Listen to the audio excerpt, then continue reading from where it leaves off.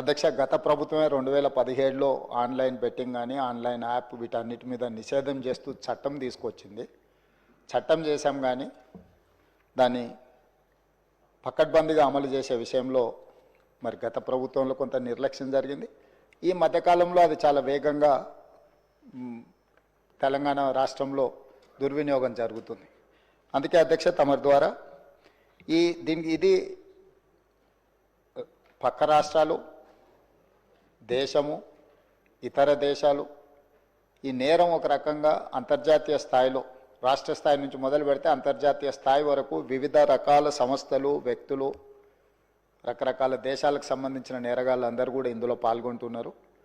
ఇది ఏదో టెంపరీగా ఒక పోలీస్ స్టేషన్లోనో లేకపోతే ఒక పరిధిలో మనం విచారణ చేస్తే దీనికి ఈ సమస్యకు సమూలమైన పరిష్కారం కనుగొనే పరిస్థితి లేదు. కాబట్టి ఈ ఆన్లైన్ బెట్టింగ్ కానీ ఆన్లైన్ ఈ యాప్లు కానీ లేకపోతే ఆన్లైన్ రమ్మీ లాంటి గేములు డిజిటల్లీ ఈ గేమింగ్ ఏదైతే జరుగుతుందో, ప్రధానంగా బెట్టింగ్ ఏదైతే జరుగుతుందో దీని పట్ల రాష్ట్ర ప్రభుత్వము అప్రమత్తంగా ఉండాలి, కఠినంగా వ్యవహరించాలని నిర్ణయం తీసుకున్నది. అధ్యక్ష, నేను ఎవరి మీద ఆరోపణలు లేకపోతే ఎవరు ఏ పరిస్థితిలో వీటిని ప్రత్యక్షంగా పరోక్షంగా అనుమతించారు, ప్రోత్సహించారు, ఎక్కువ వివరాల దగ్గర నేను వెళ్ళదలుచుకోలేదు. రాష్ట్ర ప్రభుత్వం స్పష్టంగా బెట్టింగ్ యాప్లు కానీ ఆన్లైన్ బెట్టింగ్ కానీ ఆన్లైన్ రమ్మీ గేమ్ల పట్ల అప్రమత్తంగా ఉండడమే కాదు కఠినంగా వ్యవహరించాలని ఈరోజు రాష్ట్ర ప్రభుత్వం నిర్ణయం తీసుకున్నది. దీన్ని నిరోధించడానికి, నిషేధించడానికి అవసరమైన చర్యలు తీసుకోవడానికి ఒక స్పెషల్ ఇన్వెస్టిగేషన్ టీం, వీలైతే సిబిసిఐడి కానీ లేకపోతే అధికారులతో సమీక్ష చేసిన తర్వాత ఒక స్పెషల్ ఇన్వెస్టిగేషన్ టీంని వేసి కఠినంగా వ్యవహరించాలని చెప్పి ఈరోజు రాష్ట్ర ప్రభుత్వం నిర్ణయం తీసుకున్నది. అధ్యక్ష, అదేవిధంగా గతంలో చేసిన చట్టంలో దీంట్లో ప్రధానంగా 2 సంవత్సరాల కంటే మించి శిక్ష కూడా లేదు. రేపు వచ్చే సమావేశాలలో ఈ ఆన్లైన్ బెట్టింగ్ నిర్వాహకులకనే కాదు, ఆడేవాళ్లను, బాధితులను, అదేవిధంగా ఈ ఆన్లైన్ అడ్డగోలుగా నిర్వహిస్తున్న వాళ్ళ పట్ల శిక్షను కూడా పెంచడానికి అవసరమైన చట్టాలను కూడా అవసరమైతే మనం సవరించుకోవాల్సిన అవసరం ఉన్నది. అధ్యక్ష, ఎందుకంటే శిక్ష కఠినంగా ఉంటుంది, ఎక్కువ కాలం ఉంటుంది అని ఎప్పుడైతే తెలుస్తుందో నేరం అనేది తగ్గుతుంది. కాబట్టి దీనికి సంబంధించి పూర్తి స్థాయిలో ప్రభుత్వం చర్యలు తీసుకోవాలని, అదేవిధంగా గుట్కా ఇట్లాంటివి కూడా నిషేధిత పదార్థాలను కూడా ఈరోజు మార్కెట్లో బాగా సరఫరా జరుగుతున్నట్టు మా దృష్టికి వచ్చింది. అధ్యక్ష, వీటి పట్ల కూడా మేము అప్రమత్తంగా ఉండాలని ప్రభుత్వం నిర్ణయం తీసుకున్నది.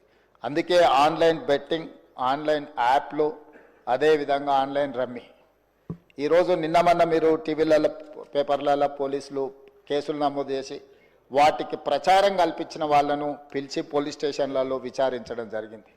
వాటికి ప్రచారం కల్పించే వాళ్ళను పోలీస్ స్టేషన్లో పిలిచి వాళ్ళను విచారించడం ద్వారా ఈ సమస్యకు పరిష్కారము శాశ్వతంగా దొరకదు.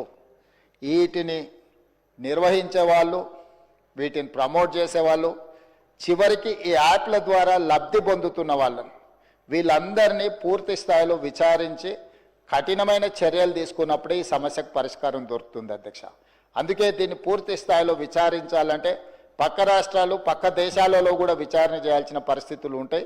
అందుకే పూర్తి స్థాయిలో అన్ని అధికారాలు కట్టబెట్టే విధంగా ఒక స్పెషల్ ఇన్వెస్టిగేషన్ టీం ఏర్పాటు చేసి ఈ రాష్ట్ర ప్రభుత్వం వాళ్ళ మీద పూర్తి స్థాయిలో చర్యలు తీసుకోవాలని నిర్ణయం తీసుకున్నారు. తమ ద్వారా ఈ సభకు, సభ్యులందరికీ, తెలంగాణ సమాజానికి ఒక స్పష్టమైన ప్రభుత్వ విధానాన్ని మేము పంపించదలుచుకున్నాము.